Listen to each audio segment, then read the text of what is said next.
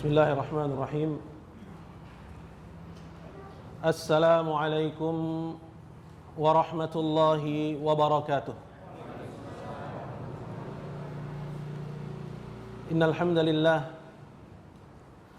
nahmaduhu ta'ala wa nasta'inuhu wa nastaghfiruh wa na'udzu billahi min shururi anfusina wa sayyiati a'malina. من يهده الله فلا مضل له ومن يضلل فلا هادي له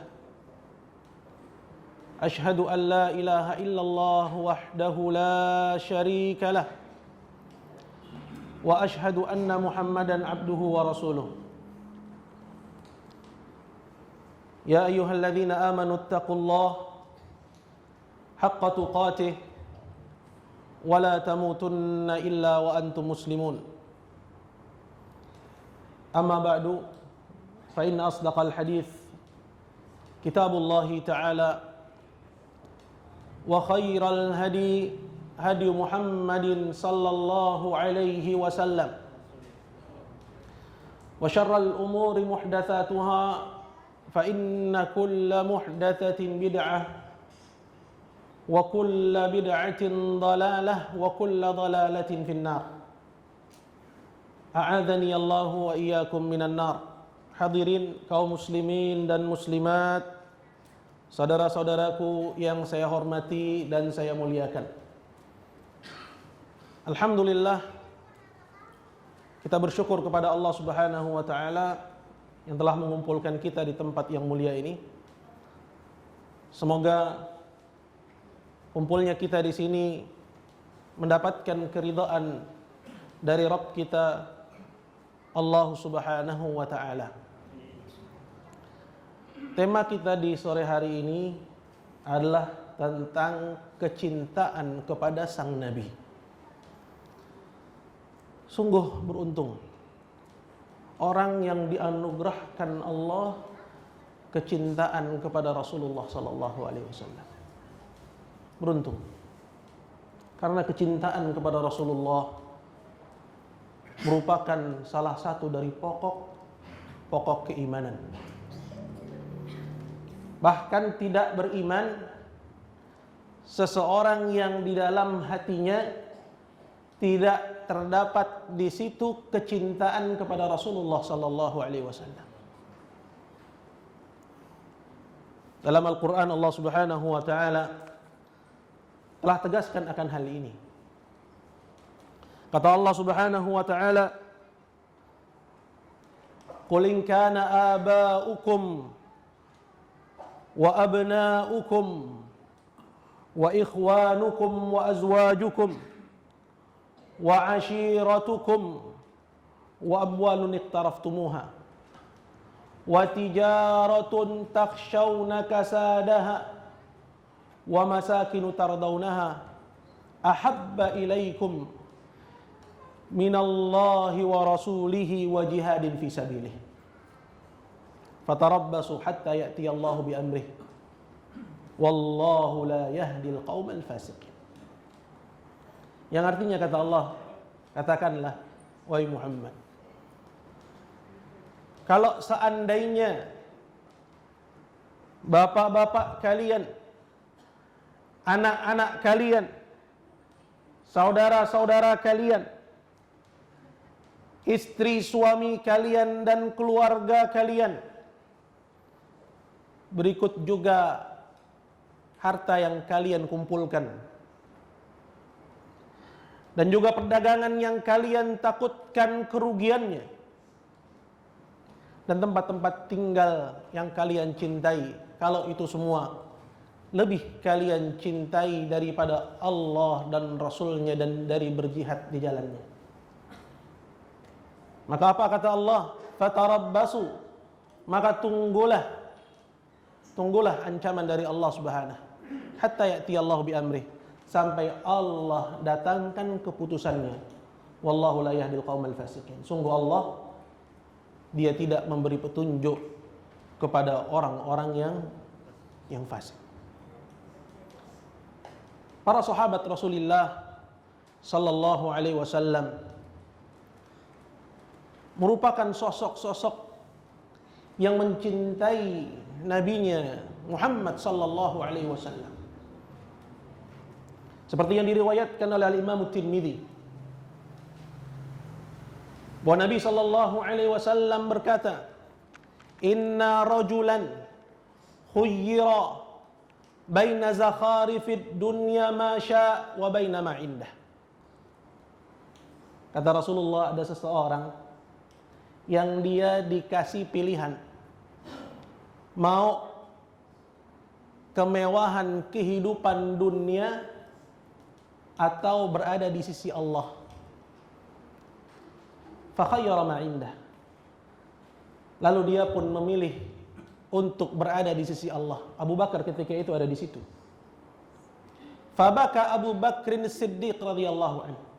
Lalu menangislah Abu Bakar As-Siddiq radhiyallahu anhu seraya dia berkata, "Nufdika ya Rasulullah bi abaina wa ummahatina." Kami tebus engkau wahai Rasul dengan bapak-bapak dan ibu-ibu kami. Ternyata apa yang dimaksud oleh Rasulullah sallallahu alaihi wasallam itu adalah isyarat akan kematiannya. Kata Abu Sa'id Al-Khudri, orang yang diberi pilihan itu adalah Rasulullah sallallahu alaihi wasallam, dan dahulu Abu Bakar adalah orang yang paling faham di antara kita. Dia ingin menebus nabinya sallallahu alaihi wasallam dengan orang tua dan ibunya. Tidaklah yang demikian ini menunjukkan kecuali kecintaan yang besar yang ada pada diri para sahabat ridwanullahi alaihim ajma'in. Satu hari datang seorang kepada Rasulullah sallallahu alaihi wasallam seraya dia berkata, "Ya Rasulullah, wahai Nabi Allah, mata sa'ah," katanya. "Kapan hari kiamat?" Lalu jawab sang Nabi, "Ma'adatta laha." Apa persiapanmu untuk hari kiamat? "Hubbullah wa rasulah." Kecintaan kepada Allah dan Rasulnya. Lalu kata Nabi sallallahu alaihi wasallam, "Al-mar'u ma'a man ahabba yaumal qiyamah." Seseorang akan dikumpulkan bersama-sama dengan orang yang dicintainya nanti di hari kiamat. Kita mohon kepada Allah, semoga Allah subhanahu wa ta'ala anugerahkan kepada kita kecintaan kepada sang Nabi. Dan semoga Allah subhanahu wa ta'ala kumpulkan kita di akhirat bersama-sama dengan sang Nabi. Kaum muslimin yang dimuliakan Allah, satu hari Anas bin Malik radhiyallahu ta'ala anhu berkata, "Fama farihna ba'dal Islam farahan ashadda min qaulin Nabi sallallahu alaihi wasallam, fa innaka ma'a man ahbabta."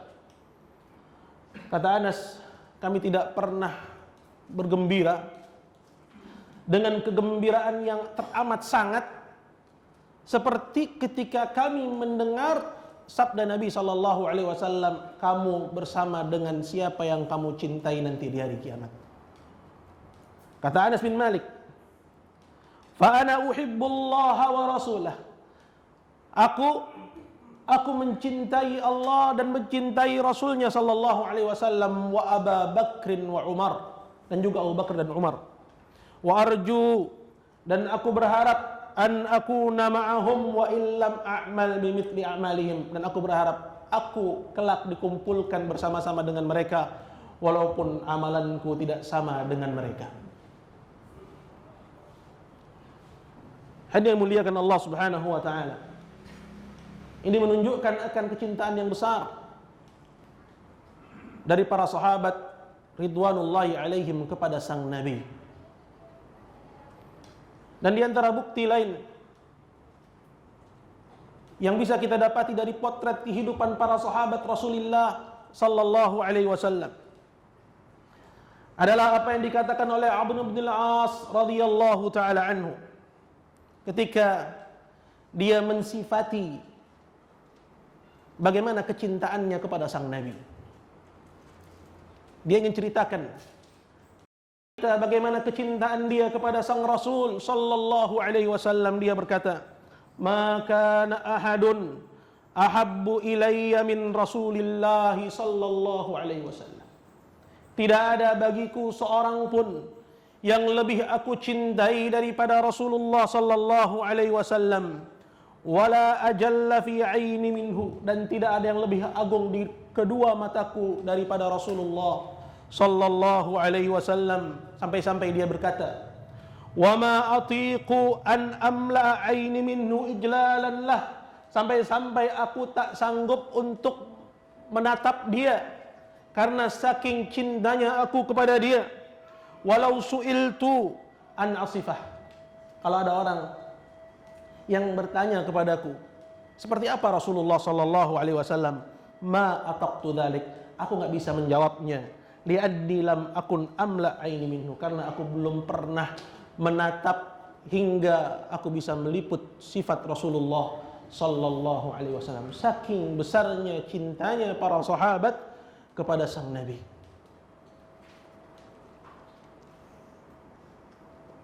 Dan ketika seorang sahabat Zaid dikeluarkan oleh penduduk Mekkah, yang ketika itu penduduk Mekkah adalah musyrikun, dikeluarkan dari haram, dikeluarkan dari Mekkah untuk dibunuh. Dan Zaid adalah sahabat Rasulullah sallallahu alaihi wasallam. Lalu berkatalah orang yang ingin membunuhnya kepada Zaid ini, "Atuhibbu anna Muhammadan indana makanaka tudrabu unuquh?" Apakah kamu suka kalau sekarang ini yang menggantikan posisimu itu Muhammad, biar dia yang dipenggal lehernya, wa innaka fi ahlika wa malik, sedangkan kamu duduk tenang-tenang bersama keluargamu dan hartamu. Apakah kamu suka hal itu? Lalu apa kata Zaid? Dia berkata, "Wallahi ma uhibbu anna Muhammadanil an." Sungguh demi Allah, aku tidak suka kalau Nabi Muhammad sallallahu alaihi wasallam sekarang ini berada di tempatnya, alladzi huwa fi, yang mana dia berada di situ, tusibuhu syaukatun tu'dhi, kalau dia terkena dengan sebuah duri yang menyakitinya. Dia di tempatnya, apalagi disuruh Nabi Muhammad sallallahu alaihi wasallam menggantikan posisinya untuk dibunuh. Dia di tempatnya saja, aku tidak suka kalau ada duri yang menusuk dirinya. Wa inni jalisun fi ahli, sedangkan aku duduk tenang-tenang bersama dengan keluarga. Oleh karena itu, kecintaan para sahabat Rasulullah kepada sang Nabi begitu besar, sampai-sampai Abu Sufyan dia menggambarkan bahwa aku pernah keliling kepada raja-raja, dan aku lihat raja-raja yang aku dapati bersama dengan para sahabatnya. Kata Abu Sufyan, "Ma ra'aitu minan nasi," aku tidak pernah melihat seorang pun, ahadan yuhibbu ahadin, yang dia mencintai orang lain, ka hubbi ashabi Muhammadin Muhammada, seperti kecintaan para sahabatnya Nabi sallallahu alaihi wasallam kepada sang Nabi. Seperti kecintaan para sahabat Rasulullah sallallahu alaihi wasallam kepada sang Nabi. Maka ayyuhal hadirun yang dimuliakan Allah, ini merupakan pokok keimanan. Maka tidaklah beriman seorang sampai terdapat dalam hatinya kecintaan kepada Rasulullah sallallahu alaihi wasallam. Maksud dari kita bawakan potret kehidupan para sahabat adalah agar tumbuh dalam hati kita kecintaan yang besar kepada Rasulullah sallallahu alaihi wasallam. Kenapa seorang tidak mencintai Rasulullah sallallahu alaihi wasallam, padahal beliau alaihi salatu wassalam adalah anugerah Allah jalla wa ala kepada kita. Rasulullah merupakan anugerah terbesar dari Allah Subhanahu wa taala kepada kita. Wa huwal muallim, dialah guru bagi kita. Dan dengannya Allah Subhanahu wa taala membersihkan diri-diri kita. Allah Subhanahu wa taala berfirman dalam Al-Qur'an, Laqad mannallahu 'alal mu'minina id ba'atha fihim rasulan min anfusihim yatlu 'alaihim ayatihi wa yuzakkihim wa yu'allimuhumul kitaba wal hikmah wa in kanu min qablu lafi dhalalin mubin. Sungguh Allah telah berikan kepada orang-orang yang beriman anugerah. Muhammad disebut oleh Allah Subhanahu wa taala sebagai minnah. Laqad mannallahu 'alal mu'minin. Sungguh Allah telah anugerahkan kepada orang-orang yang beriman. Id ba'atha fihim rasula, yaitu ketika Allah mengutus ke tengah-tengah mereka seorang rasul, yatlu 'alaihim ayati, yang membacakan ke tengah-tengah mereka ayat-ayat Allah, wa yu'allimuhumul kitab wal hikmah, dan mengajarkan kepada mereka Al-Qur'an dan juga As-Sunnah, wa yuzakkihim, dan dia mensucikan kita, wa yuzakkihim wa in kanu min qablu la fi dhalalin mubin, walaupun sebelum itu mereka berada dalam kesesatan yang nyata. Kaum muslimin yang dimuliakan Allah Subhanahu wa taala. Kenapa seorang tidak mencintai sang rasul? Kenapa hatinya belum lagi terbetik untuk tumbuh dalam hatinya benih-benih kecintaan kepada sang rasul, sedangkan dia adalah rahmat. Rahmat yang Allah Subhanahu wa taala turunkan kepada segenap kaum mukminin, dan bahkan dia adalah rahmat bagi segenap alam.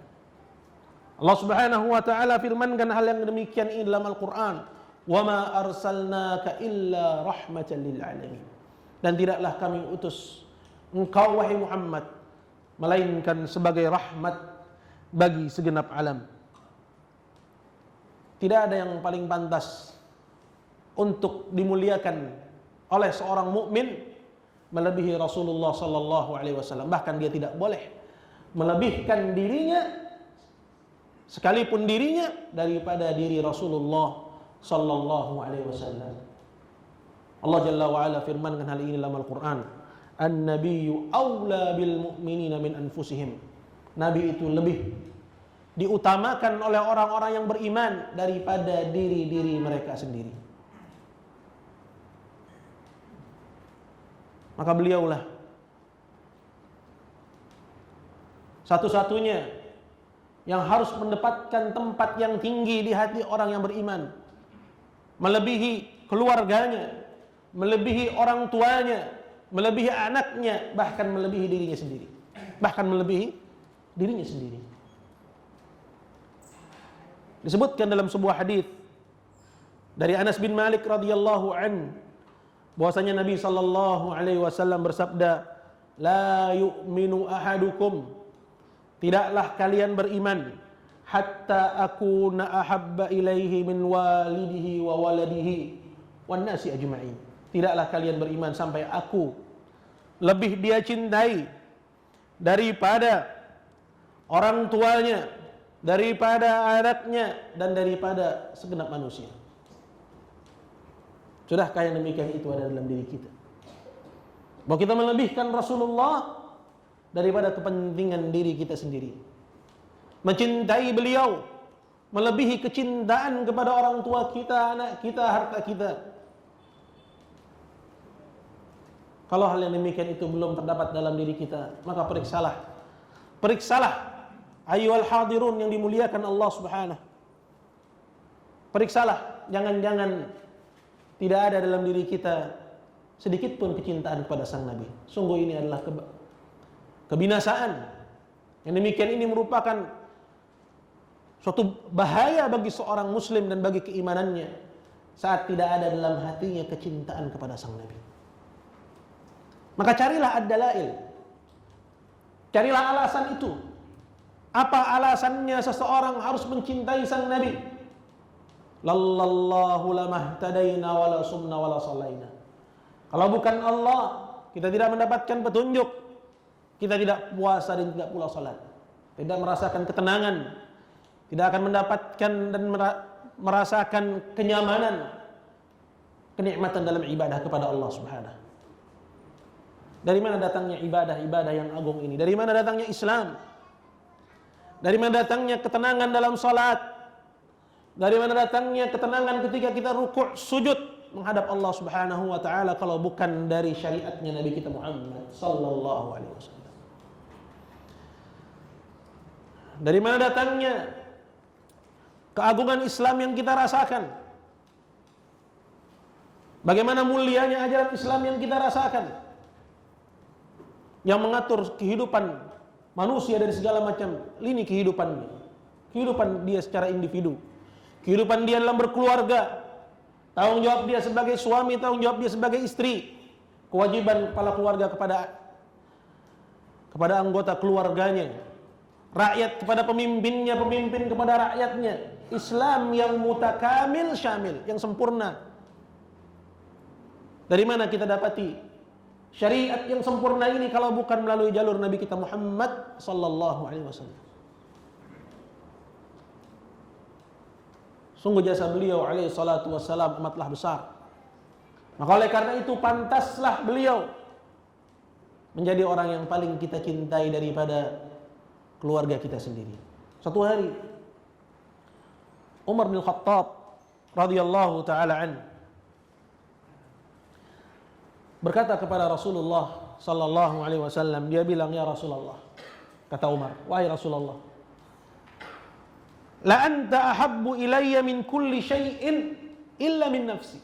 Sungguh engkau lebih aku cintai dari segala sesuatu kecuali diriku. Artinya Umar, dia telah sampai kepada derajat melebihkan Rasulullah dari segala sesuatu. Tapi untuk dirinya, dia lebih mencintai dirinya daripada Rasulullah sallallahu alaihi wasallam. Dia telah sampai kepada derajat itu. Derajat di mana dia lebih mencintai Rasulullah daripada keluarganya, daripada sekalian manusia, daripada hartanya. Dia telah sampai kepada derajat itu. Namun dengan jujur dia katakan, adapun kalau dibandingkan dengan diriku, aku lebih mencintai diriku daripada engkau ya Rasulullah. Kira-kira begitu kata Umar. Apakah yang demikian diterima oleh sang Rasul? Apakah kecintaan yang seperti itu diterima oleh sang Nabi?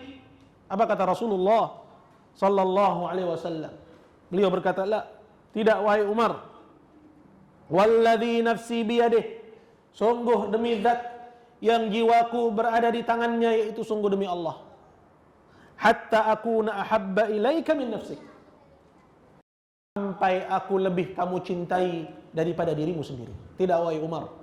Sungguh demi zat yang jiwaku berada di tangannya, sampai aku lebih engkau cintai daripada dirimu sendiri. Allahu Akbar. Nabi tidak terima kecintaan yang demikian dari seorang Umar bin Al-Khattab radhiyallahu taala an. Dan semua tahu kedudukan Umar. Nabi berkata dalam sebuah hadis, "Lau kana ba'di nabi lakana Umar." Kalau ada setelahku seorang nabi, Umarlah orangnya. Kalau ada setelahku nabi, orangnya itu Umar pasti. Namun tidak ada nabi setelah sepeninggalanku. Ini menunjukkan akan kedudukan yang tinggi dari seorang Umar bin Khattab. Namun kecintaan yang seperti itu tidak diterima oleh Rasulullah. La, tidak. Hatta akun ahabba ilaika min nafsik. Sampai aku lebih kamu cintai daripada dirimu sendiri. Kemudian Umar itu dikenal orang yang paling cepat menerima kebenaran. Lalu dia pun berkata, "Fa innahul an." Kalau begitu sekarang ya Rasulullah, sekaranglah, wallah, demi Allah, la anta ahabbu ilayya min nafsi. Kamu lebih aku cintai daripada diriku sendiri. Lalu Nabi sallallahu alaihi wasallam berkata, "Al-ana ya Umar." Sekarangkah wahai Umar. Lihatlah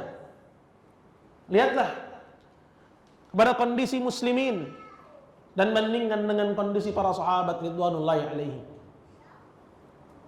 Bagaimana kecintaan kepada sang Rasul begitu memenuhi hati mereka. Begitu memenuhi dada mereka, bergemuruh hati mereka. Ketika para sahabat mengubur jasad sang Nabi, berkatalah istrinya yang tercinta, berkatalah Fatimah.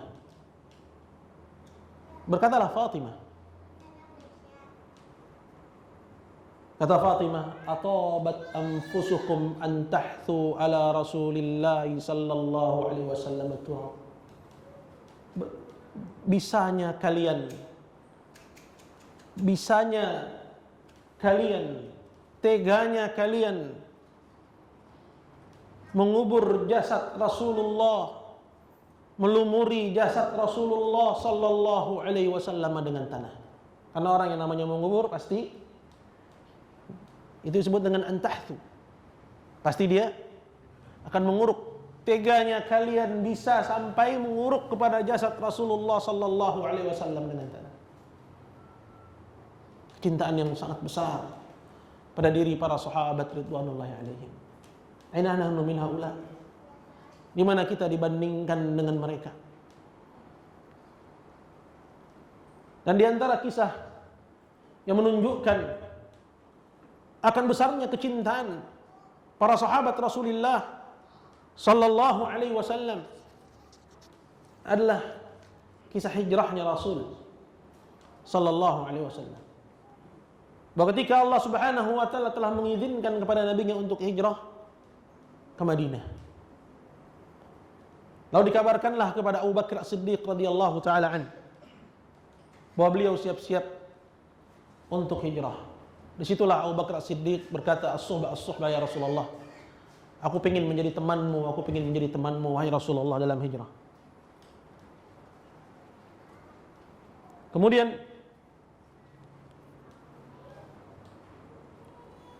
dalam perjalanan beliau bersama Abu Bakar As-Siddiq radhiyallahu taala anhu ketika itu menuju Al-Ghar, menuju tempat persembunyian, dan musyrikun mencari Rasulullah sallallahu alaihi wasallam, menyebar mata-mata. Dan beliau hanya ditemani oleh sahabatnya itu Abu Bakar As-Siddiq radhiyallahu taala anhu. Dan Abu Bakar As-Siddiq radhiyallahu anhu apabila berjalan, sesekali dia berjalan di depan Rasulullah sallallahu alaihi wasallam. Sesekali dia berjalan di belakang Rasulullah.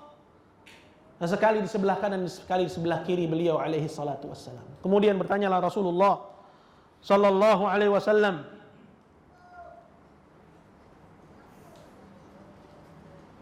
kemudian kata Abu Bakar As-Siddiq radhiyallahu taala an, "Adzkuru talaba fa amshi khalfak." Aku ingat ada orang yang mengejarmu di belakang ya Rasulullah, maka aku mengambil posisi di belakang. Dan sesaat aku mengingat bahwa takut-takut ada yang mengintaimu di depan, maka aku pun di depan. Dan aku khawatir dengan keselamatanmu. Di situ aku pindah ke kanan dan pindah ke kirimu, ya Rasulullah. Itu yang dilakukan oleh Abu Bakar As-Siddiq radhiyallahu taala. Dan ketika mereka telah sampai di Ghar, sampailah Rasulullah dan Abu Bakar As-Siddiq radhiyallahu taala anhu di goa. Kemudian berkatalah Abu Bakar As-Siddiq radhiyallahu taala anhu, "Makanaka ya Rasulullah." Diam, jangan masuk dulu wahai Rasulullah. Hatta astabri al-ghar. Biar aku cek dulu bahwa goanya aman. Maka diceklah goa tersebut oleh Abu Bakar As-Siddiq. Kemudian didapati tempat itu aman. Barulah ketika itu masuk keduanya ke tempat persembunyiannya.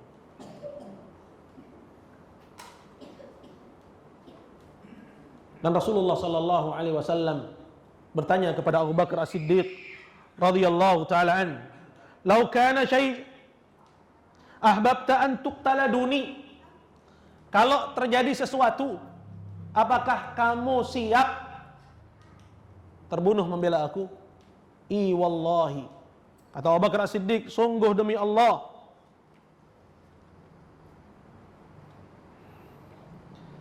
sungguh demi Allah ya Rasulullah.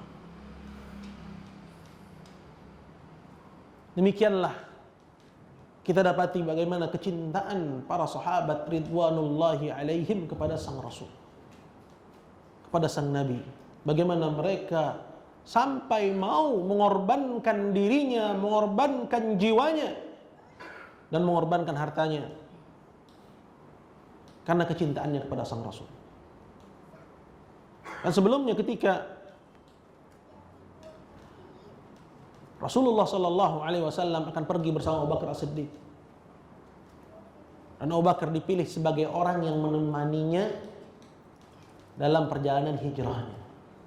Di situ menangislah Abu Bakar As-Siddiq radhiyallahu taala anhu dengan tangisan yang sangat hebat. Sampai-sampai Aisyah radhiyallahu taala anha ketika itu berkata, seperti tidak percaya.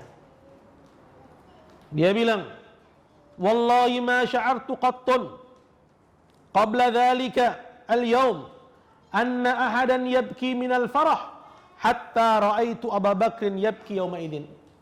Sebelumnya aku enggak pernah percaya kalau ada orang saking gembiranya bisa sampai nangis. Sampai aku lihat itu pada diri Abu Bakar As-Siddiq, saking gembiranya dia akan menemani Rasulullah sallallahu alaihi wasallam dalam perjalanan hijrahnya. Dia menangis dengan tangisan yang hebat. Dia menangis dengan tangisan yang hebat.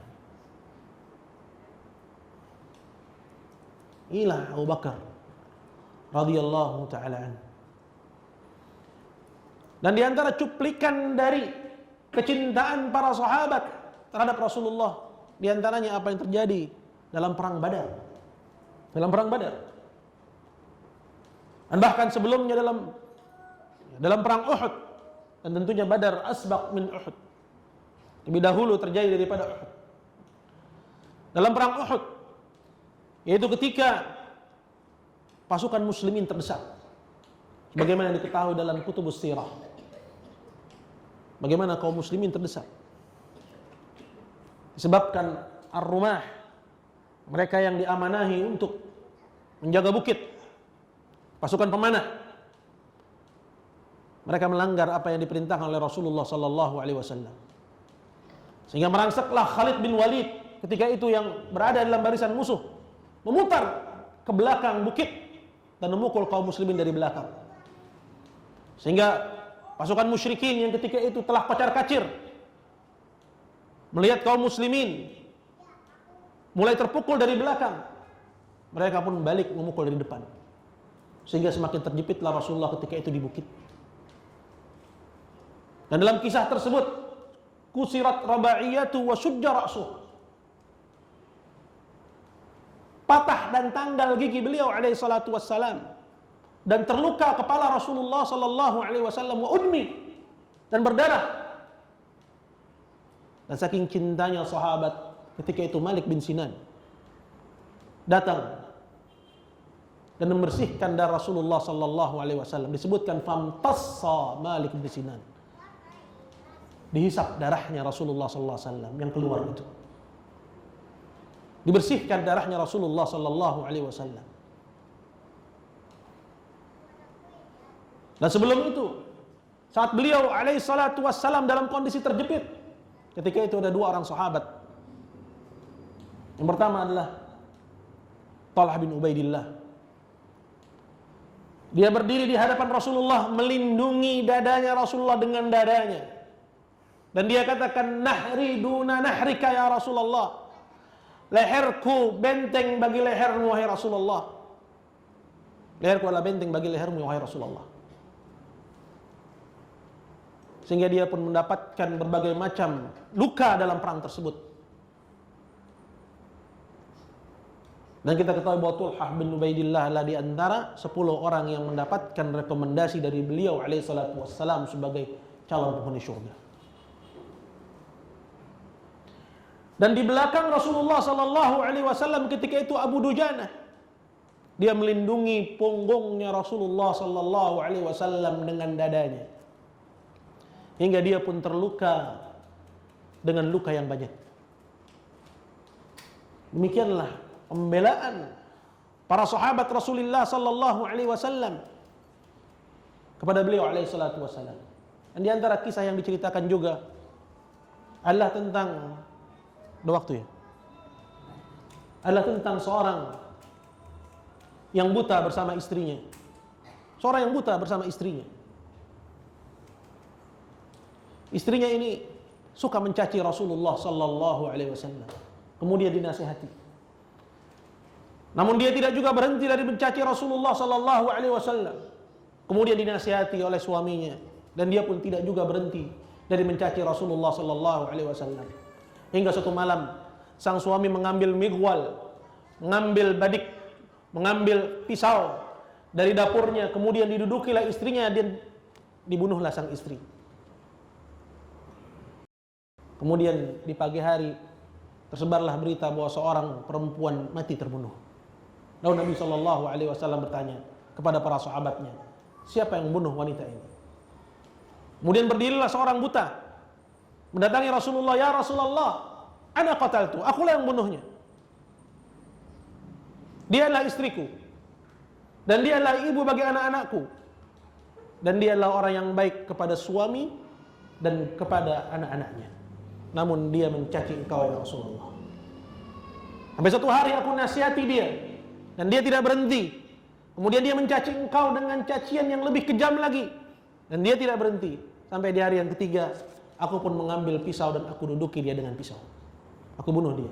Lalu Rasulullah sallallahu alaihi wasallam, fa'lamu, kata beliau, anna damahu muhdar. Ketahuilah bahwa darah orang tersebut halal. Sebabkan karena kecintaan kepada sang Rasul. Difa', pembelaan kepada beliau alaihi salatu wassalam. Dan banyak sekali ayyuhal hadirun, jika kita ingin sebut satu persatu dari kisah-kisah para sahabat, bagaimana kecintaan mereka kepada sang Rasul sallallahu alaihi wasallam. Di antaranya adalah yang dikisahkan tentang Maula Rasulullah sallallahu alaihi wasallam yang bernama Thauban. Kana syadidul hubbi li Rasulillah sallallahu alaihi wasallam wa qalilus sabri anhu. Dahulu beliau yaitu Maula Rasulullah sallallahu alaihi wasallam, dia ini sangat-sangat mencintai Rasulullah sallallahu alaihi wasallam dan enggak sabar dengan kecintaannya. Dia tidak sabar dengan kecintaannya. Namun kelihatannya sudah waktu, Pak.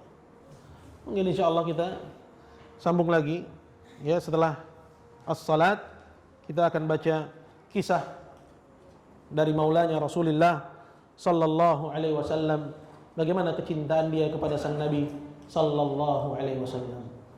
Wallahu taala ala wa alam. Jazakumullahu khairan. Bismillahirrahmanirrahim. Alhamdulillah.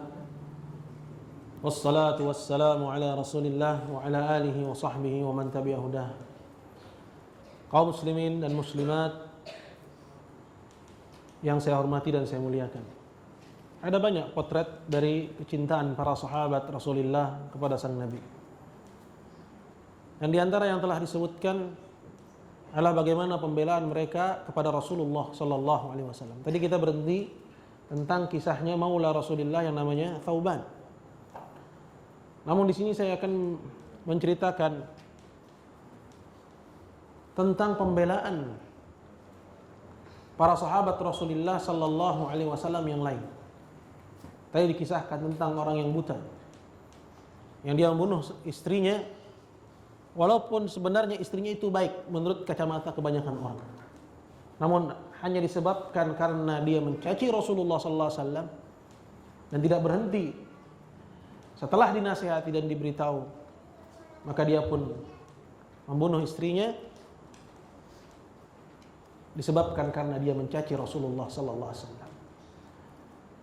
Di antara kisah yang serupa adalah pada peristiwa Ghazwatul Badar. Saya ingat tentang kisah perang Badar, di mana kisah ini diceritakan oleh Abdurrahman bin Auf radhiyallahu taala.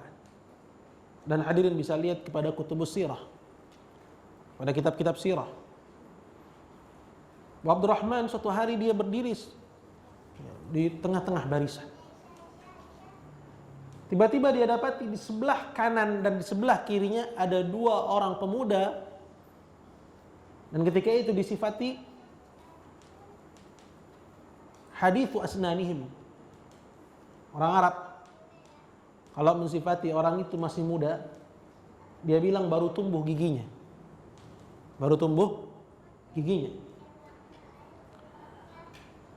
Kemudian pemuda ini yang pertama disebutkan faghamazani. Dia pun mencolekku katanya. Dia bilang, ya am, katanya, wahai pamanku.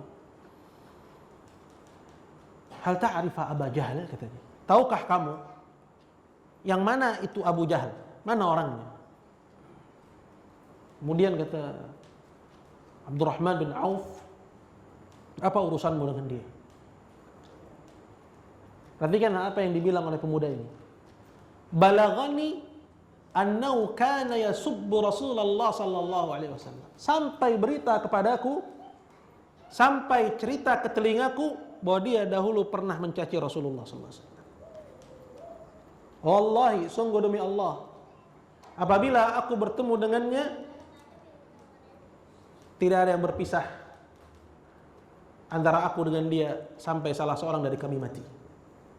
Seorang pemuda.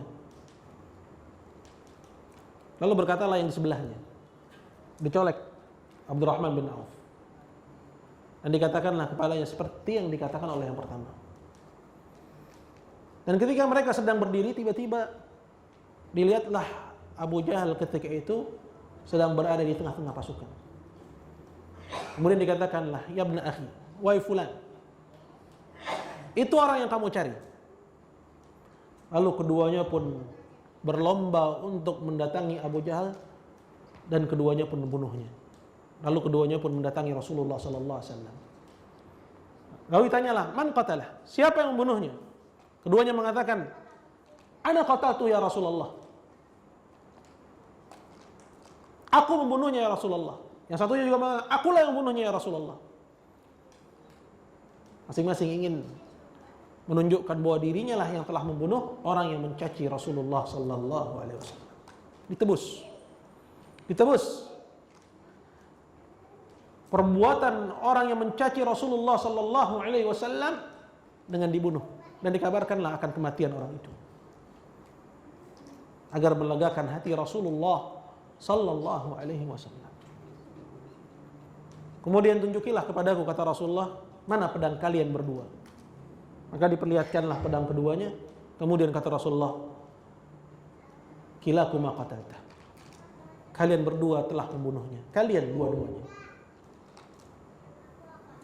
Inilah kisah yang pertama disebut, yang dikenal dengan Mu'adz bin Afra. Yang kedua-duanya bernama Mu'adz. Yang pertama namanya adalah Mu'adz bin Afra, dan yang kedua yang dikenal dengan Mu'adz bin Amr bin Jamuh. Mu'adz bin Amr bin Jamuh. Masih muda, membela kehormatan Rasulullah sallallahu alaihi wasallam. Sekarang kita akan pindah kepada kisah Maula Rasulullah yang namanya siapa tadi? Thauban. Thauban ini dikenal syadidul hubbi li Rasulillah. Sangat-sangat mencintai Rasulullah, dan dikisahkan wa qalilus sabri anhu. Orang kalau sudah cinta, gak sabar pengen ketemu dengan kasihnya, begitu bukan?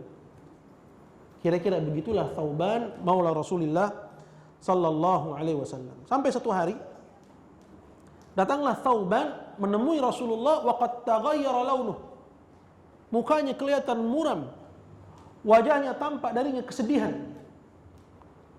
Dan itu dikenali oleh Rasulullah sallallahu alaihi wasallam. Lalu Nabi pun bertanya kepadanya, "Ma ghayyara launuh?" Kenapa wajahmu muram seperti ini? Lalu berkatalah Thauban, "Ya Rasulullah, ma bi maradun wala wajah." Aku enggak kenapa-napa, aku enggak sakit, dan aku tidak pula terluka. Ghaira anni, tapi aku ini idza lam araka istauhashtu wahsyatan syadidan. Kalau aku enggak melihatmu, aku sedih gundah dengan kesedihan yang sangat. Demikian kata Thauban. Istauhashtu wahsyatan syadidatan hatta alqaka, sampai aku melihat engkau, sampai aku menemui engkau ya Rasulullah. Demikianlah kata Thauban. Kemudian Thauban bilang, "Tsumma dzakartu al-akhirah." Kemudian aku mengingat perkara akhirat. Di akhirat, fa akhafu anni lam ara. Kalau aku masuk surga sedangkan engkau ditempatkan oleh Allah bersama para nabi, dan tentunya tempatmu berbeda dengan tempatku. Sampai di dalam surga, Thauban khawatir dia tidak bertemu dengan Rasulullah sallallahu alaihi wasallam. Kata Thauban, "Wa inni indakhaltul jannah fi manzilatin adna min manzilatik." Kalau aku masuk surga tentu tempatku beda dengan tempatmu. Engkau di tempat yang tinggi ya Rasulullah. Gimana aku bisa bertemu dengan engkau ya Rasulullah? Thauban, sampai dia masuk surga dia takut kalau enggak ketemu dengan Rasulullah. Wa indakhaltun nar, sedangkan jikalau aku masuk ke dalam neraka, aku enggak akan bertemu dengan engkau sama sekali ya Rasulullah. Begitu besarnya kecintaan dia kepada sang Nabi sallallahu alaihi wasallam. Datang seseorang, ini orang lain lagi. Datang seorang kepada Rasulullah sallallahu alaihi wasallam. Kemudian Nabi berkata, "Sal, mintalah. Minta. U'tik, aku akan berikan permintaanmu." Apa yang dia minta? Kira-kira apa ya jamaah? As'aluka murafaqataka fil jannah. Aku minta kepadamu jadi temanmu nanti di surga. Dia minta menjadi temannya Rasulullah sallallahu alaihi wasallam di surga. Lalu kata Rasulullah, "Awa ghaira dzalik?" Mungkin yang lain kali. Mungkin minta mobil, minta rumah. La huwa dzalik. Kata orang ini, cuma itu. Cuma itu yang aku minta ya Rasulullah kepada engkau. Aku minta kepadamu menjadi temanmu di surga. Lalu apa kata Rasulullah sallallahu alaihi wasallam? Fa inni ala nafsika bi kasrati sujud. Tolonglah diriku untuk bisa membantumu dengan kau memperbanyak sujud. Ini antara potret. Dan kondisi yang demikian ini tidak hanya ada pada mereka para khiyarun nas, sebaik-baik manusia, itu para sahabat. Sampai dikisahkan, silakan buka kepada kutubus sirah. Kisah Haninil Jidha. Kisah menangisnya pelepah kurma yang dahulu dijadikan pijakan kaki Rasulullah di saat berkhutbah, di saat beliau khutbah. Dahulu Rasulullah khutbah, beliau berdiri di atas pelepah kurma. Ketika dibuatkan untuk Rasulullah sallallahu alaihi wasallam mimbar dari kayu, hanal jidh. Maka pelepah kurma itu pun menangis dan para sahabat mendengar seperti lenguhan kerbau. Kemudian Rasulullah pun turun dan memeluknya, memeluk pelepah kurma ini, dan beliau pun berkata, "Kalau aku tidak peluk dia, dia akan terus menangis sampai hari kiamat." Dia akan terus menangis sampai hari kiamat. Lihatlah bagaimana kecintaan kepada sang Nabi. Kecintaan yang memenuhi hati, menggetarkan jiwa. Nah, inilah yang seharusnya kita sebagai umat Islam, kita menumbuhkan hal itu dalam diri kita, mengajarkan hal itu kepada anak didik kita, untuk tidak menjadikan teladannya, kecintaannya kecuali kepada Rasulullah sallallahu alaihi wasallam. Di antara kisah juga ada seorang perempuan dari Bani Dinar. Dan kisahnya pada peristiwa perang Uhud. Pergi bersama Rasulullah sallallahu alaihi wasallam, suaminya, saudara laki-lakinya, dan juga bapaknya. Pergi, semuanya meninggal di perang Uhud. Semuanya wafat di perang Uhud. Kemudian datanglah berita duka ini kepada si wanita tersebut. Sampaikanlah akan kematian suaminya, bapaknya, dan juga saudara laki-lakinya. Lalu siapa yang ditanya oleh wanita ini? Dia berkata, "Ma fa'ala Rasulullah?" Bagaimana keadaan Rasulullah sallallahu alaihi wasallam? Dia tidak bertanya tentang keluarganya. Dia bertanya bagaimana keadaannya Rasulullah sallallahu alaihi wasallam. Yang bawa berita ini menjawab, "Qalu khairan ya umma fulan." Nabi dalam kondisi baik wahai umma fulan. "Wa bihamdillahi kama tuhibbin." Beliau seperti yang kamu mau, kondisinya baik. Qalat arunihi iya. Bawa aku biar aku bisa melihat dia. Tidak tenang sampai dia melihat Rasulullah sallallahu alaihi wasallam. Kemudian ditunjukilah itu Rasulullah sallallahu alaihi wasallam. Ketika dia telah melihat Rasulullah benar hidup seperti yang dikabarkan, maka wanita ini berkata, "Kullu musibatin ba'daka jalalu." Semua musibah selagi kamu selamat itu kecil. Padahal yang meninggal siapa? Yang wafat adalah suaminya sendiri. Yang wafat adalah ayahnya sendiri. Yang wafat adalah ayahnya sendiri. Perempuan. Tidak hanya memasuki kecintaan itu kepada para sahabat laki, namun juga memasuki kecintaan itu kepada para sahabat wanita. Bahkan seperti yang tadi dikisahkan, bahwa al-jidh' pelepah kurma sedih kalau dia ditinggal oleh Rasulullah sallallahu alaihi wasallam. Hadirin dimuliakan Allah Subhanahu wa taala. Apa tujuan dari kecintaan kepada Rasulullah sallallahu alaihi wasallam? Tidak lain dan tidak bukan karena Allah Subhanahu wa taala merintahkan. Tidak lain karena Allah Subhanahu wa taala merintahkan. Dan kecintaan kepada beliau adalah ibadah yang Allah Subhanahu wa taala perintahkan.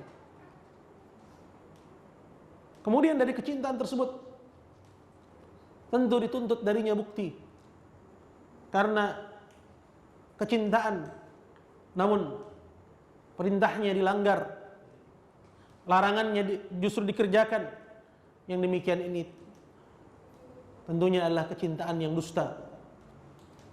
Orang yang cinta kepada kekasihnya, dia senang apabila dia memenuhi permintaannya, permintaan sang kekasih. Dia mencintai apa yang dicintai olehnya, dan dia membenci apa yang dibenci oleh kekasihnya. Demikianlah para sahabat ridwanullahi alaihim. Mereka adalah orang yang sangat kuat berpegang dengan sunnah Nabi-Nya sallallahu alaihi wasallam. Sampai dikisahkan satu hari tentang seorang sahabat, Abdullah bin Amr bin As, kalau saya tidak salah. Dia datang kepada Rasulullah sallallahu alaihi wasallam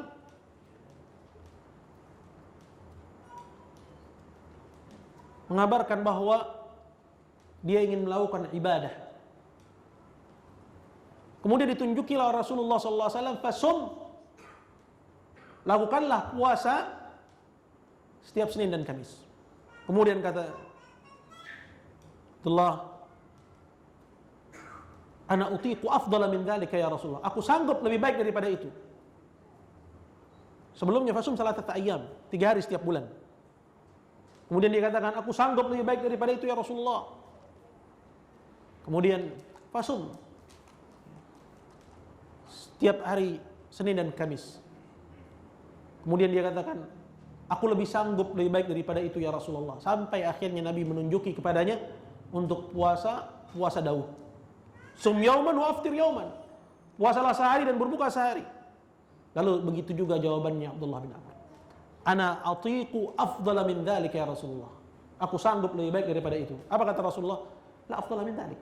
Tidak ada yang lebih baik daripada puasa akhina Daud, daripada puasanya saudaraku Daud. Dan Abdullah sepeninggalan Rasulullah panjang umur. Panjang umur.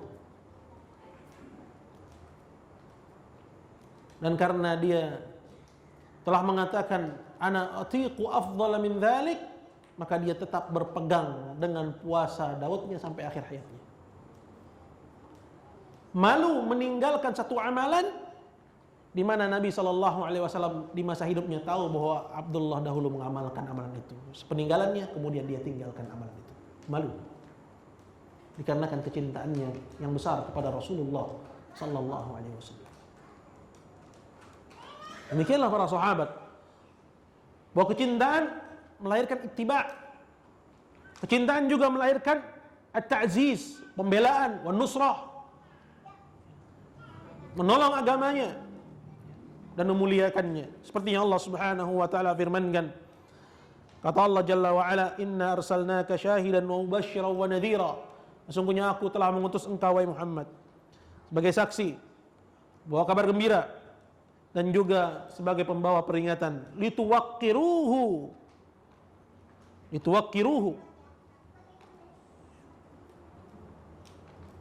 wa tu'azziruhu, litu'minu billahi wa rasuli wa tu'azziruhu wa tuwaqqiruhu, agar kalian beriman kepada Allah dan Rasulnya, dan kalian bela dia dan kalian muliakan dia.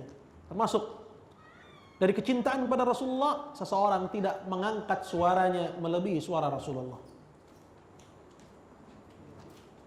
Seorang tidak mengangkat suaranya melebihi suara Rasulullah. Karena Allah Subhanahu wa taala melarang hal ini dalam Al-Qur'an. Allah Jalla wa ala mengatakan, ya ayyuhalladzina amanu, wahai orang-orang yang beriman, la tarfa'u aswatakum fawqa sautin nabi. Jangan kalian angkat suara kalian melebihi suara Nabi. Dan termasuk mengangkat suara melebihi suara Nabi adalah melanggar sunnahnya, melanggar perintahnya, dan melanggar larangannya, larangan Rasulullah sallallahu alaihi wasallam. Bahkan yang demikian itu terancam seperti yang diancamkan oleh Allah Subhanahu wa taala, "Wala tajharu lahu bil qaul kajahri ba'dikum li ba'd an tahbata a'malukum wa antum la tash'urun." Dan jangan kamu mengeraskan suara di hadapan beliau seperti ketika kalian berbicara sesama kalian, khawatir akan gugur amalan kalian dan kalian tidak menyadari. Khawatir, dikhawatirkan akan digugurkan pahala kita dan kita tidak merasa. Disebabkan karena mengeraskan suara. Kalau mengeraskan suara di hadapan Nabi di masa hidup, itu berakibat demikian, bagaimana dengan melanggar perintahnya, melangkahi larangannya, tidak menjaga sunnahnya sallallahu alaihi wasallam. Maka ayyuhal hadirun, kecintaan kepada Nabi sallallahu alaihi wasallam adalah bagian dari pokok keimanan. Maka apabila hal itu belum ada dalam diri kita, maka tumbuhkan. Maka apabila hal itu sudah ada pada diri kita, maka upayakanlah agar kecintaan kepada beliau melebihi kecintaan kepada seluruh yang ada di alam ini, hatta kepada diri kita sendiri, dalam rangka mentaati Allah, mentaati perintah Allah Subhanahu wa ta'ala sebagai bentuk ubudiyatan lillah, penghambaan kepada Allah Rabb kita Subhanahu wa ta'ala. Hadirin dimuliakan Allah, mungkin ini sekelumit yang bisa saya sampaikan terkait dengan bagaimana besarnya kecintaan para sahabat.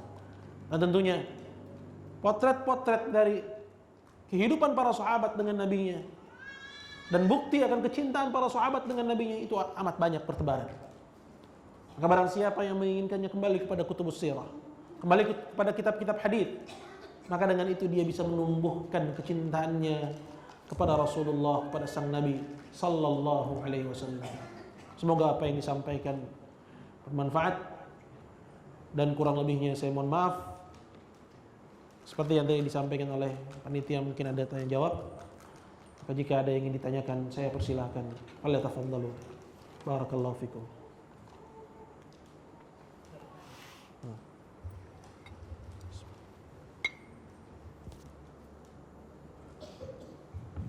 Assalamualaikum warahmatullahi wabarakatuh. Waalaikumsalam warahmatullahi wabarakatuh. Ingin bertanya, Ustaz, bagaimana implementasi cinta kepada Rasul saat zaman sekarang ini, di saat Rasul sudah wafat, dan apa cukup dengan melaksanakan segala perintahnya dan menjauhi larangannya saja, Ustaz? Nah, ya, bagaimana implementasinya di zaman sekarang, di saat Nabi Shallallahu Alaihi Wasallam sudah nggak ada? Apakah cukup dengan melaksanakan perintahnya, menjauhi larangannya? Itu diantaranya. Diantaranya adalah dengan kita menjalani sunnahnya, marah apabila sunnahnya dilanggar, marah apabila perintahnya dilanggar, marah apabila larangannya dilanggar, marah apabila dirinya, yaitu beliau alaihi salatu wassalam, dihinakan. Namun penting untuk kita ingat bahwa mungkin seorang marah, namun jangan yang demikian itu berakibat kepada tindakan yang keluar dari koridor yang ditetapkan juga oleh Nabi Sallallahu Alaihi Wasallam. Karena dalam perkara amar ma'ruf nahi munkar, Nabi Sallallahu Alaihi Wasallam juga memberikan koridornya, dijelaskan oleh Syekhul Islam Ibnu Taimiyah rahimahullah. Kata beliau, "Waliyakun amruka lil ma'rufi ma'rufan wa nahyuka 'an munkarin laisa bimunkar." Hendaknya jadikanlah perintahmu kepada yang ma'ruf itu dengan cara yang ma'ruf, dan laranganmu kepada yang mungkar tidak menempuh cara-cara yang mungkar. Tidak menempuh cara-cara yang mungkar. Artinya, mungkin seorang marah ketika Nabi Shallallahu Alaihi Wasallam dihinakan. Namun jangan sampai amarahnya itu juga keluar dari koridor yang dituntunkan oleh Nabi-Nya Sallallahu Alaihi Wasallam. Termasuk juga, itu termasuk kepada bagaimana mewujudkan kecintaan atau bukti kecintaan kepada Rasulullah Sallallahu Alaihi Wasallam, membaca sirahnya. Kebanyakan kita tidak begitu mengenal Nabi Sallallahu Alaihi Wasallam. Apabila ditanya siapa nama Nabi kita, dia hanya tahu Muhammad. Siapa bapaknya dia nggak tahu. Siapa kakeknya dia tidak tahu. Sebagian kita mengetahui bahwa kakeknya Abdul Muttalib. Dia keturunan siapa? Dia nggak tahu. Abdul Muttalib keturunan siapa? Dia nggak tahu. Nasabnya sampai kepada Ismail, sampai kepada Ibrahim, siapa saja, dia pun juga kurang tahu. Maka bagaimana dia akan menumbuhkan kecintaannya kepada sang Rasul? Dan juga dengan mengetahui dari sirahnya bagaimana pengorbanan yang besar. Pengorbanan yang besar dalam menyebarkan dan mensyiarkan al-Islam. Itu juga bisa dia lakukan dalam mewujudkan kecintaan dan bukti kecintaannya kepada Rasulullah sallallahu alaihi wasallam. Itu mempelajari sirahnya dan juga mempelajari sunnahnya, dan juga memperkenalkannya kepada orang yang belum mengenalnya. Orang yang cinta, dia akan perkenalkan kekasihnya. Ini kekasihku, ini kelebihan-kelebihannya. Dan itu suatu hal yang logis. Satu hal yang logis, ketika dia suka kepada sesuatu, dia juga ingin agar orang lain cinta. Dia ingin juga agar orang lain tahu bahwa dia mencintainya. Maka dia perkenalkan nabinya, dia perkenalkan dakwahnya, dia perkenalkan keindahan ajarannya. Artinya seorang yang cinta kepada Rasulullah, dia berdakwah ke jalan Allah. Bahkan berdakwah ke jalan Allah adalah di antara sunnah beliau alaihi salatu wassalam. Dia menegakkan amar ma'ruf dan juga nahi mungkar. Ini di antara apa yang bisa dia lakukan dalam hal mewujudkan kecintaan kepada sang Nabi di saat Nabi sallallahu alaihi wasallam telah tiada. Wallahu taala ala wa alam. Ada lagi? Silakan Pak. Waalaikumsalam warahmatullahi wabarakatuh. Saya pernah membaca suatu hadis. Itu apakah saya mengatakan bahwa sahabat Nabi pernah bertanya kepada Nabi, ya Nabi, aku mencintai engkau, ya Nabi, aku sudah berselawat banyak kepada engkau 2/3, kurang lagi, tambah lagi, setengah tambah lagi, seperti itu. Hadisnya apakah saya tidak? Boleh diulangi Pak? Maksud diulangi lagi hadisnya. Jadi ada sahabat datang kepada Nabi bahwa aku mencintai engkau ya Allah. Ya Nabi, aku banyak berselawat kepada engkau. Saya dapat 2/3 dari zikirnya dia, seperti itu. Kata Nabi, tambah lagi. Jadi kami harus berapa berselawat kepada engkau ya Nabi?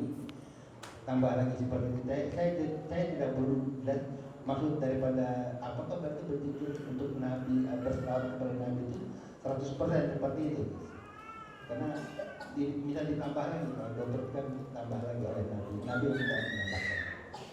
Mungkin itu yang pernah saya baca. Itu yang saya tahu. Baik. Saya belum mendengar riwayatnya. Namun yang serupa dengan itu adalah riwayatnya Abdullah bin Amr tadi. Kalau saya nggak salah nama sahabatnya, yaitu tentang puasa. Bahwa dia minta ditambah, bukan ditambah salawat. Adapun yang terkait dengan salawat adalah hadisnya Abdullah bin Mas'ud. Yang saya ingat hadisnya Abdullah bin Mas'ud. Dia bilang kepada Rasulullah, ya Rasulullah, kami tahu bagaimana mengucapkan salam kepadamu. Kami tahu bagaimana mengucapkan salawat atau salam itu. Bagaimana mengucapkan salawat kepadamu. Lalu diajarkanlah oleh Rasulullah sallallahu alaihi wasallam salawat yang kita kenal dengan salawat Ibrahimiyah. Yang kita kenal dengan salawat Ibrahimiyah yang kita baca dalam akhir dari tahiyat. Seperti itu. Adapun lafal seperti yang disampaikan oleh Bapak, saya baru dengar, ya wallahu a'lam tentang kedudukannya. Namun berkenaan dengan salawat, ya, mengucapkan salawat kepada Nabi juga diantara ya, wujud dari kecintaan kita kepada beliau alaihi salatu wassalam. Perbanyak salawat kepada Nabi sallallahu alaihi wasallam saat namanya disebut, juga wujud dari kecintaan seorang kepada Rasulullah sallallahu alaihi wasallam. Maka jangan seorang bakhil, sebagaimana disebutkan dalam sebuah hadis, bahwa orang yang paling bakhil adalah orang yang disebut namaku namun dia tidak berselawat kepadaku. Dan caranya seperti yang dituntunkan oleh Nabi sallallahu alaihi wasallam. Seperti yang dituntunkan oleh Nabi sallallahu alaihi wasallam. Allahumma shalli ala Muhammad wa ala ali Muhammad kama shallaita ala Ibrahim wa ala ali Ibrahim innaka Hamidum Majid. Atau apabila dia ingin yaktasir, dia ingin ya, tidak panjang-panjang, dia ucapkan Allahumma shalli ala Muhammad wa ala ali Muhammad. Seperti itu.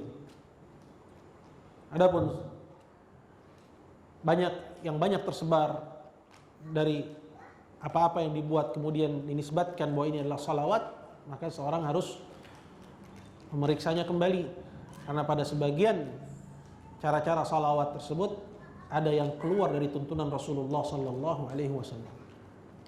Artinya hendaknya dia kembali kepada hadis yang bisa dipertanggungjawabkan tentang keabsahannya. Karena ini perkara ibadah. Kalau dalam perkara dunia kita harus hati-hati. Maka apalagi dalam perkara ibadah. Kalau dunia urusannya dengan kehidupan dunia masuk ke dalam kubur selesai. Tapi urusan ibadah tidak selesai sampai seorang masuk ke alam kubur. Belum selesai sampai orang masuk ke alam kubur. Masih berlanjut. Nah.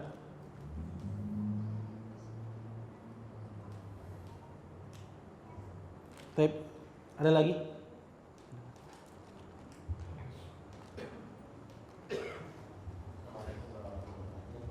Assalamualaikum. Ada kisah-kisah yang kayaknya, mohon maaf sebelum itu,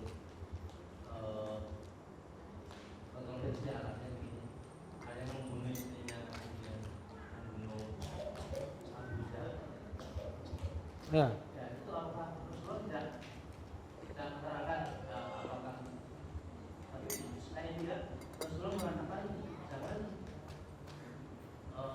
bercerita kemungkaran bercerita mungkar. Jangan? Kok begitu mudah membunuh, artinya nggak ditabahin dulu, jangan-jangan udah insaf dan sebagainya. Jadi kayaknya mohon maaf, ceritanya ini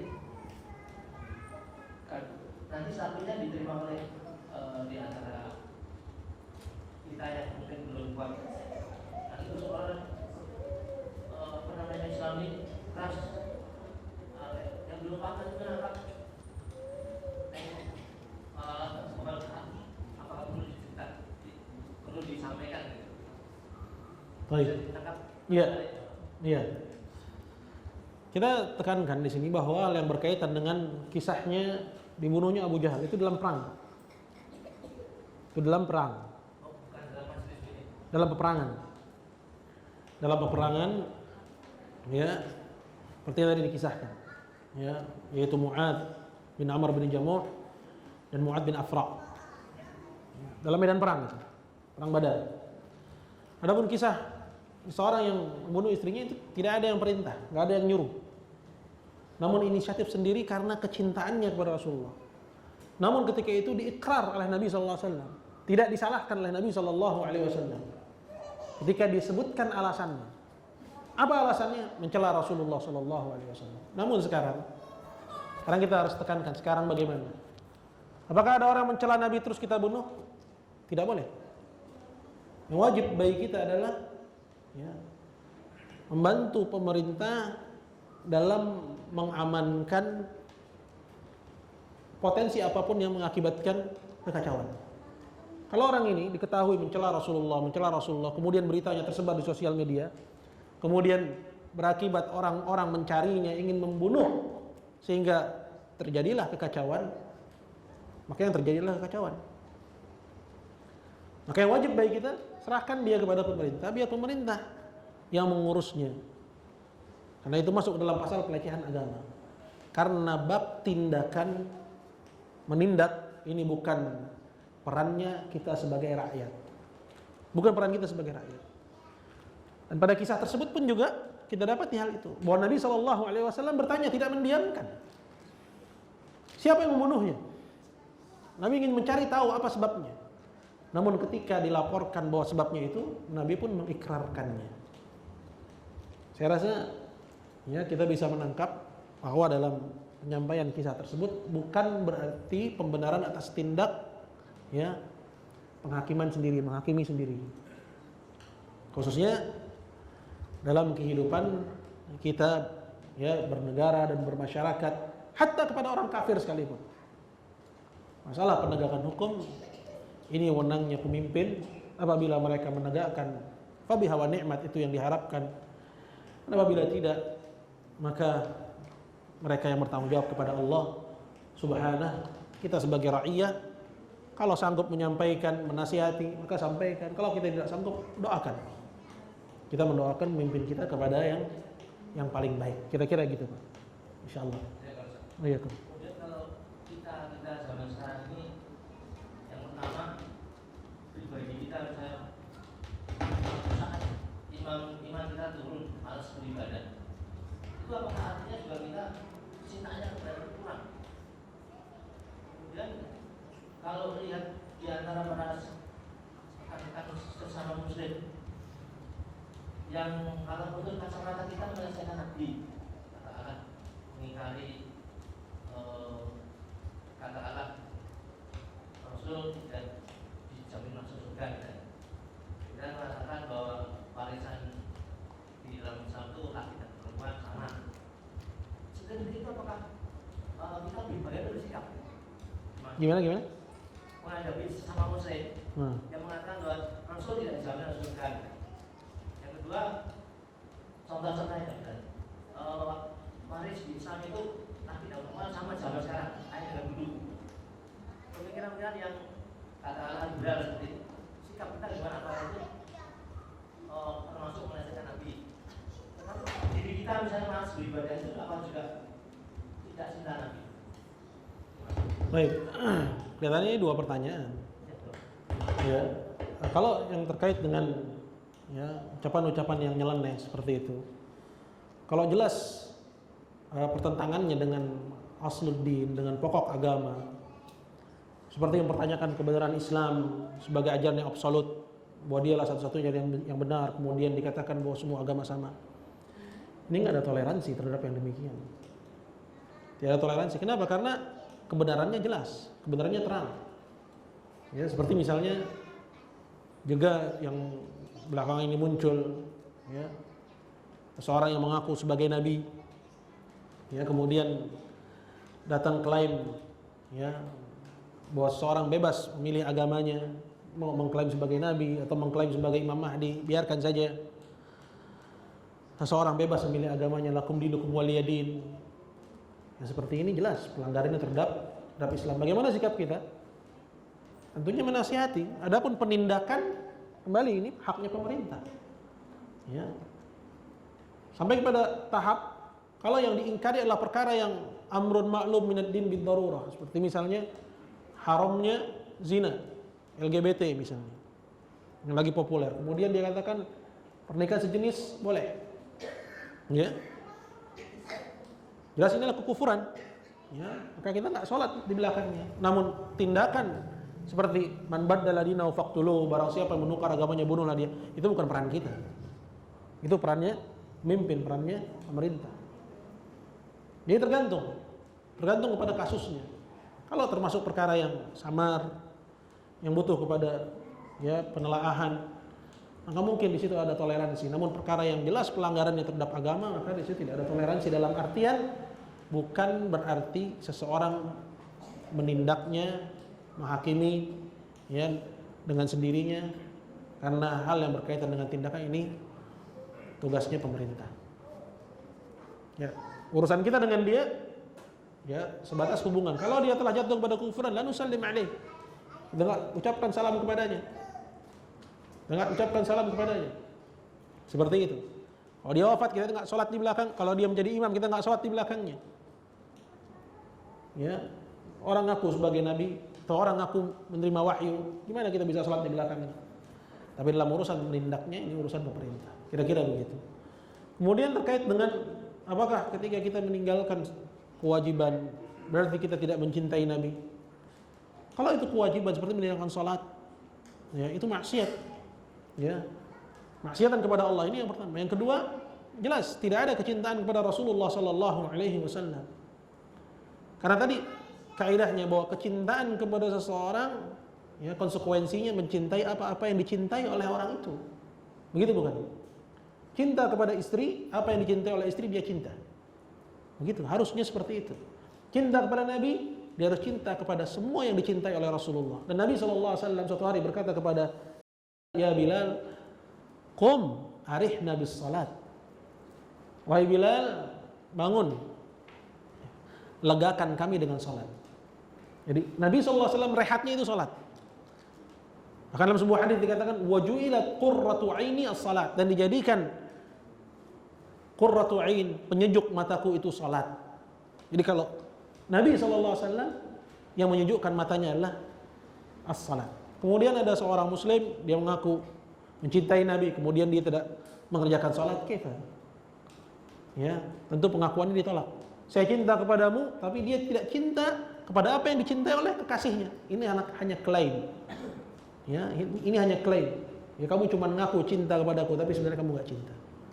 Kira-kira begitu. Jelas kecintaannya kurang kepada Rasulullah Sallallahu Alaihi Wasallam. Sama seperti orang yang mengklaim cinta kepada Allah, namun dia langgar perintahnya. Padahal Allah Subhanahu Wa Taala berfirman dalam Al-Quran, "Qul in kuntum tuhibbunallaha fattabi'uni." Katakanlah kalau kamu benar mencintai Allah maka ikutilah aku. Yuhibbukumullah, maka Allah akan cinta kepadamu. Kira-kira begitu. Baik. Ya, yakfi ya. Jazakumullahu khairan. Beberapa pertanyaan yang tidak bisa dijawab, mungkin insyaallah saya tanyakan kepada ustaz yang lain, dan kita cukupkan. Semoga apa yang disampaikan bermanfaat bagi kita semua. Innahu waliyyu dzalika wal qadiru alaih. Kita akhiri subhanakallah bihamdika asyhadu an la ilaha illa anta astaghfiruka wa atubu ilaik. Assalamualaikum warahmatullahi wabarakatuh.